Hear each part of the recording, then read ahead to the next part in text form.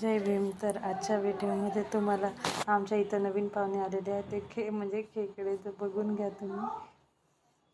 मस्त सुंदर असे आहेत. बघा किती सारे आहेत.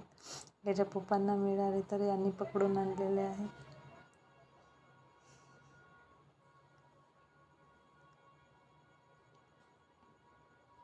बघा कसे चालत आहे. त्यांना पाणी नाही आहे त्याच्यामुळे.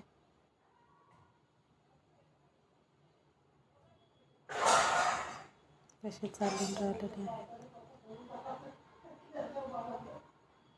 बघा त्यांनी पाणी टाकले तर कसे वरती वरती येतात.